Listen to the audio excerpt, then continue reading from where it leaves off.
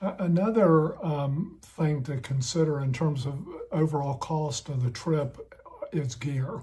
Yeah. You again, this varies for everybody because some people have already have gear, other people don't. Obviously, you need really good shoes that work for you, Yeah. and that is not a place to skimp because you're going to be engaged in walking a lot every day. So you don't want to skimp there. But just And we cover things about footwear in other videos we do. that we'll put, you know. But what have we found that it typically costs if you were starting more or less from scratch? You don't have to have a whole lot of stuff.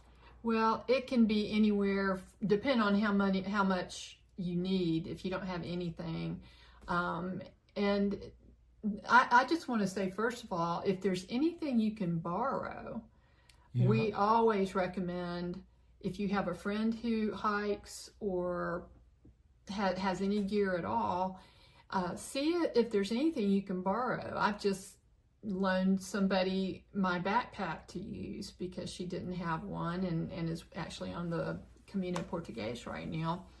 And your clothing, we always recommend dry fit or quick drying fabrics because you only take 2, maybe 3 changes of clothing, and you're washing something out at night Every night. wanting it to dry. Right. So there are gear items like those kinds of things. If you have a friend and have a similar size to somebody, you could get away with borrowing things. Shoes, we don't recommend trying to borrow those from anybody.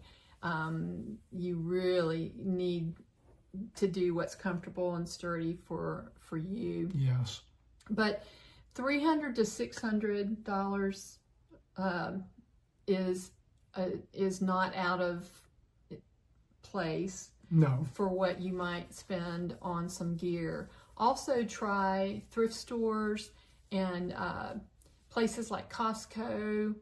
A lot of times they'll have things that will be the kind of gear that you need. So